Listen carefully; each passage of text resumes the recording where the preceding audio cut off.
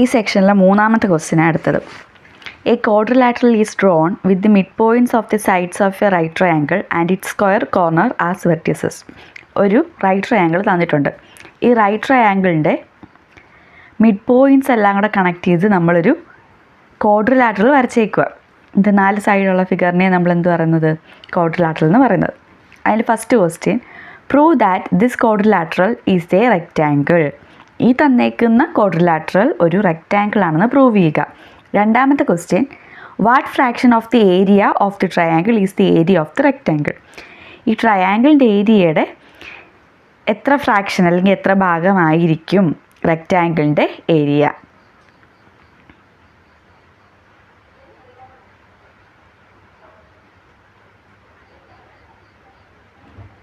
ട്രയാങ്കിളിൻ്റെ ഏരിയയുടെ എത്ര ഭാഗമായിരിക്കും റെക്റ്റാങ്കിളിൻ്റെ ഏരിയ? അതാണ് രണ്ടാമത്തെ ക്വസ്റ്റ്യൻ.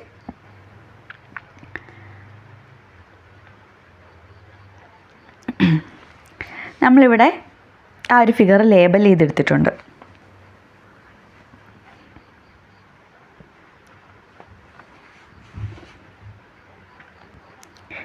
നമ്മൾ പഠിച്ച തിയറം വെച്ചിട്ട് ഒരു ട്രയാങ്കിളിൻ്റെ 2 സൈഡിൻ്റെ മിഡ് പോയിൻറ്റിലൂടെ കടന്നു പോകുന്ന ലൈൻ എന്ന് പറയുന്നത് മൂന്നാമത്തെ സൈഡിന് പാരലലുമായിരിക്കും, മൂന്നാമത്തെ സൈഡിൻ്റെ ഹാഫും ആയിരിക്കും നമ്മൾ പഠിച്ചിട്ടുണ്ട്. അങ്ങനെ നോക്കുവാണെങ്കിൽ ഇവിടെ ഈ ഡി എന്ന് പറയുന്ന ലൈൻ എന്തായിരിക്കും? ബി സിക്ക് പാരലലും ആയിരിക്കും, ബി സിയുടെ ഹാഫ് ലെങ്ത്തും ആയിരിക്കും. ഇത് നമുക്ക് എഴുതാം. D C parallel to B C ആണ്. അതുപോലെ തന്നെ D C equal to half into B C.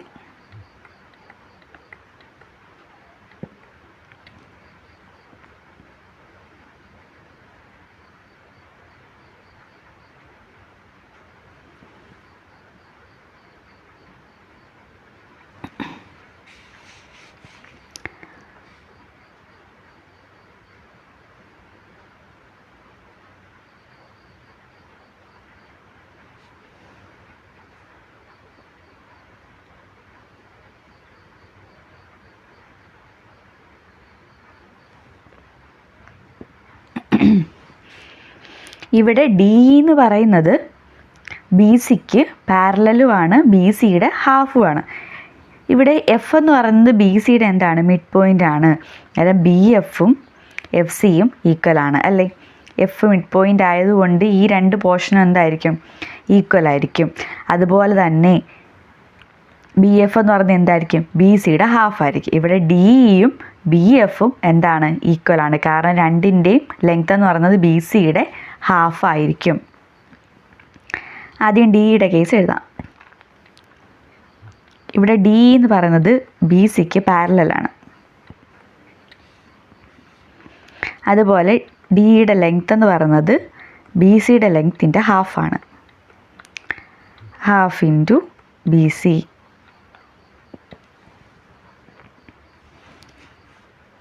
ഈ F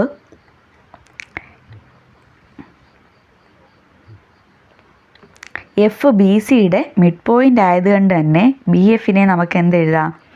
half into B C എന്ന് എഴുതാം. അതിന് ഡിയും ബി എഫും ഈക്വലായി. D equal to B F ആണ്. ഡി എന്ന് പറയുന്നത് ബി സിക്ക് പാരലൽ ആയതുകൊണ്ട് ഡി ആർക്കും പാരലലായിരിക്കും? ബി എഫിനും പാരലലായിരിക്കും. D parallel to B F.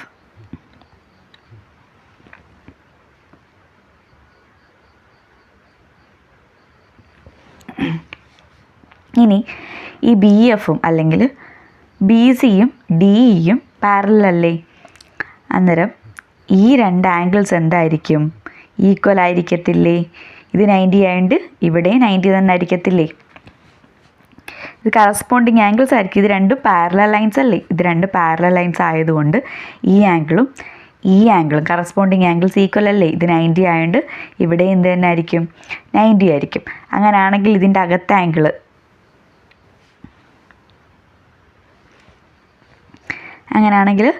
ഈ അകത്തെ ആംഗിൾ എന്ത് തന്നെ ആയിരിക്കും? 90 ആയിരിക്കും. സിമിലർലി നമുക്ക് എന്ത് പറയാം?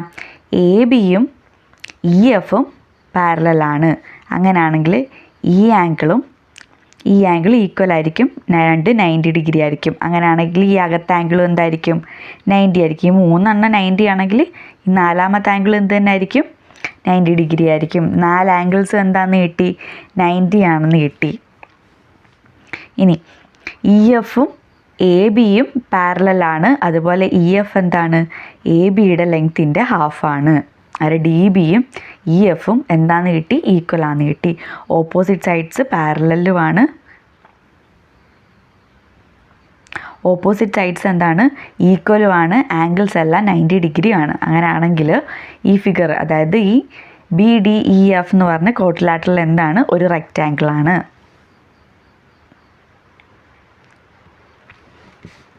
നമുക്ക് എന്തെഴുതാം?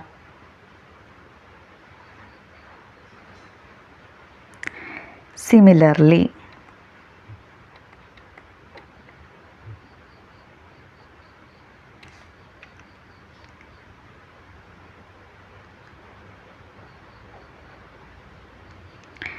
D B equal to E F. അതുപോലെ D B parallel to E F ആണ്.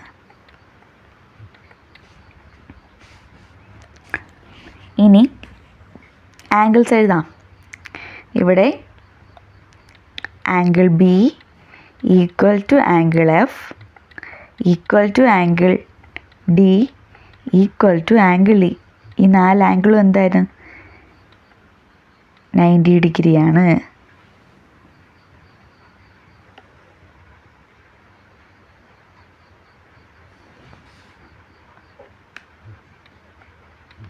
ഡിഗ്രിയാണ്.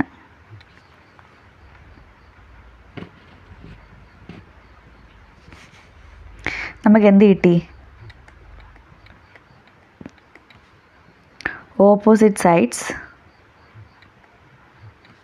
ആർ ഈക്വൽ,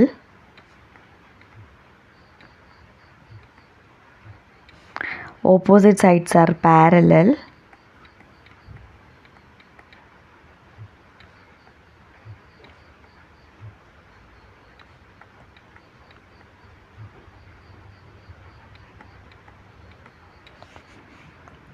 അതുപോലെ all angles are 90.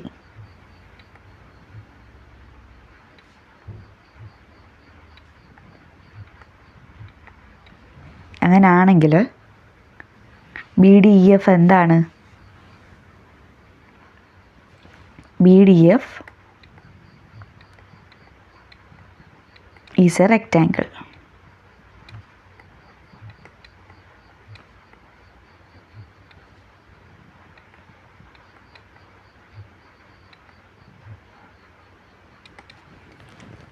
അങ്ങനെ ഫസ്റ്റ് ക്വസ്റ്റ്യൻ്റെ ആൻസർ കഴിഞ്ഞു.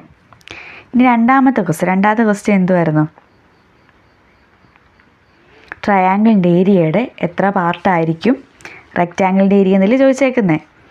അങ്ങനെയാണേ ആദ്യമേ ട്രയാങ്കിളിൻ്റെ ഏരിയ നമുക്ക് എഴുതാം. Second question,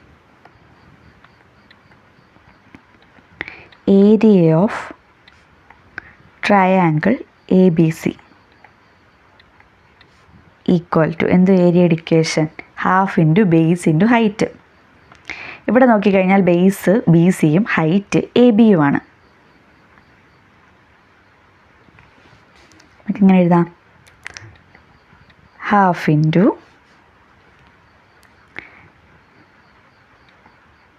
B C into A B. ഇനി ഏരിയ ഓഫ് റെക്റ്റാങ്കിൾ എന്തോ? L into B, length into breadth. Area of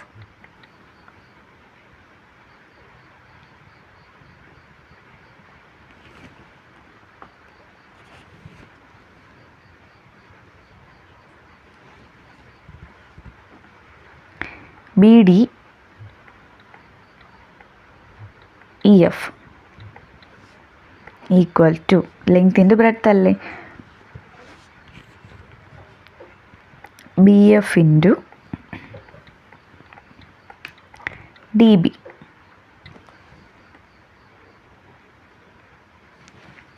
അതെ, B F into D B. ഈ ബി എഫ് എന്ന് പറയുന്നത് ബി സിയുടെ പകുതി, ഡി ബി എന്ന് പറയുന്നത് എ ബിയുടെ പകുതി. നമുക്കങ്ങനെ കൊടുക്കാം.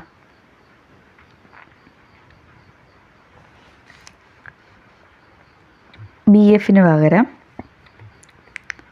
ഹാഫ് ഇൻറ്റു ബി സി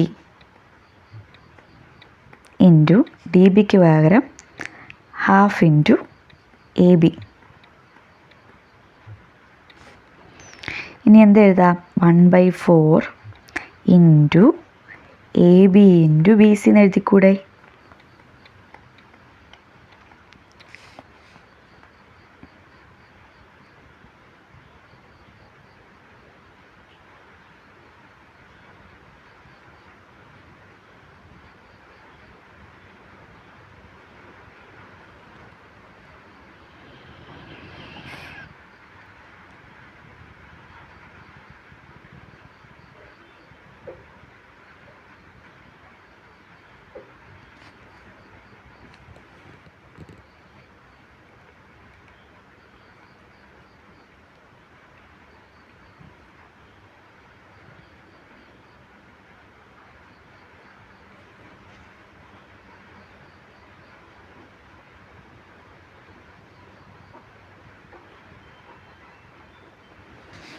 ഇതിനെ നമുക്ക് 1/2 into 1/2 into B C into A B എന്ന് എഴുതിക്കൂടെ? ഇനി നോക്കിക്കഴിഞ്ഞാൽ ഈ 1/2 into B C into A B എന്തുവാ? 1/2 into B C into A B എന്ന് പറയുന്നത് area of triangle A B C ആണ്. Half into area of triangle A B C. റെക്റ്റാങ്കിളിൻ്റെ ഏരിയ എന്ന് പറഞ്ഞാൽ എന്തായിരിക്കും അന്നേരം? ട്രയാങ്കിളിൻ്റെ ഏരിയയുടെ 1/2 ആയിരിക്കും, അല്ലെങ്കിൽ ഹാഫ് ആയിരിക്കും.